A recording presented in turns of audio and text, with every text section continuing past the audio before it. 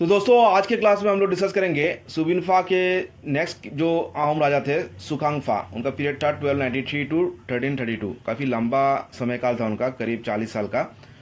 तो वो सक्सेड किए थे सुबिनफा को, जो आपका तीसरे अहोम राजा थे सुबिनफा। तो the prince was succeeded by son Sukangpha, Subinpha के बेटे सुकांगफा। During the long periods of peace that followed their victory over the earlier inhabitants of the tract in which they had settled, the Ahoms had greatly increased in numbers. देखिए, सुखांगफा का जो period था वो काफ़ी सालों तक, मतलब उसमें अहोम राज्य में उस समय पीस बरकरार था, क्योंकि उससे पहले उन्होंने काफ़ी सारे युद्ध किया था नागा ट्राइब से या दूसरे विभिन्न ट्राइब से, और उनके ऊपर उनका जो विक्ट्री हुआ था उसके बाद उनको हमला करने वाला कोई नहीं था। तो उस समय के काल में कई दिनों तक उनका मतलब शांति बरकरार था, और अहोम का जो पॉपुलेशन था वो भी धीरे धीरे मतलब अहोम सैन्य में इंक्रीज होने लगा, क्योंकि मतलब नेचुरल ग्रोथ भी था, उसके साथ साथ उनके स्थानीय जो लोग थे जो उन्होंने भी अहोम सैन्य में शामिल हुआ था, मतलब अपना दाखिला किया था वहाँ पे अहोम सैन्य में, उनका भी एडमिशन हुआ था।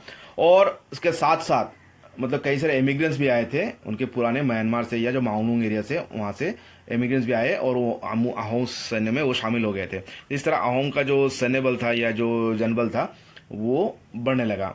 And they were now in a position to hold their own against the more powerful rajas around them. और जब उनका पॉपुलेशन बढ़ गया, जनसंख्या बढ़ गया, तो क्या हुआ, तो आसपास के जो राजा थे उनसे वो लोग ज़्यादा पावरफुल बन गए, क्योंकि उनका सैन्य जो शक्ति था वो बहुत ज़्यादा हो गया। तो जो आसपास के जो जितने भी इलाके राजा थे उनसे अहोम राजा का पावर बढ़ गया। तो सुखांगफा का जो पीरियड था वहाँ पे अहोम सैन्य का पावर काफ़ी बढ़ गया था।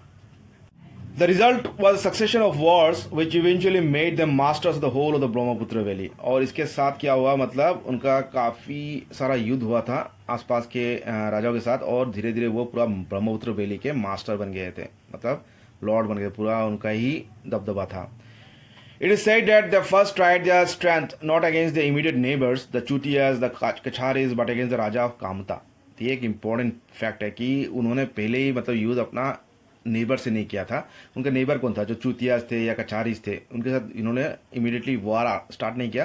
लेकिन जो कामतापुर के राजा थे उसके साथ उनका पहला मतलब युद्ध हुआ। पहले कामतापुर के राजा के साथ उन्होंने उनका शत्रुता या युद्ध हुआ। Hostilities continue for some years with heavy losses on both sides. और ये जो शत्रुता था या जो झगड़ा था ये काफ़ी सालों तक चलता रहा, और दोनों साइड को, अहोम राजा को भी और कामता के राजा का भी काफ़ी नुकसान हुआ इस युद्ध की वजह से या शत्रुता की वजह से। At last the adversary grew weary of the war and on the advice of his ministers sent an envoy to sue for peace। और कामता का राजा था वो थक गया था, परेशान हो गया था इतना युद्ध करते करते, और लास्ट में उसने ही शांति के लिए मतलब अपना मंत्री को भेज दिया अहोम राजा के पास, जिससे कि सुखांगफा के पास, जिससे कि शांति बहाल हो। और इसके बाद एक संधि हुआ है, ट्रीटी वाज मेड, और उस संधि के ये फलस्वरूप जो कामता के राजा था उसने अपना बेटी रजनी को अहोम राजा को सुखांगफा को शादी के लिए प्रस्ताव किया और शादी में दे दिया, जैसे कि दोनों में शांति या एक पीस बरकरार रहे। Sukhangpha died in 1332 after reign of 39 years. तो करीब करीब 39 साल तक उनका ये था, रूल था। उसके बाद उनका मृत्यु हो गया, और उनका 4 बेटे थे, 4 सन्स, सुखांगफा, सुटूफा, तियोखामथी और चाओपुलाई। ये 4 उनका बेटे के नाम थे।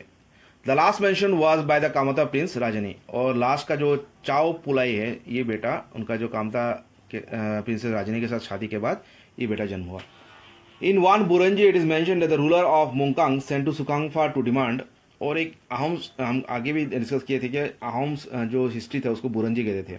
तो एक बुरंजी में ये उल्लेख है, जो मुंगकांग के जो रूलर है उसने एक एनबॉय भेजा, उन्हें मंत्री भेजा अहोम कि उसको एक ट्रिब्यूट दिया जाए। सुखांगफा को ये एक एनबॉय भेजा कि उसको ट्रिब्यूट दिया जाए, क्योंकि वो था डिसेंडेंट था, वो था वंशधर था किसका, जो चीफ ऑफ माओलुंग जो जहाँ जिस क्षेत्र से जिसके राज्यकाल में सुकाफा ने जो ये दिहिंग पाटकाई क्रॉस करके आसाम वैली में एंटर किया था, तो उस समय का वो उस राजा माओलुंग का वो वंशज था, और उसने कुछ ट्रिब्यूट मांगा था सुखांगफा से।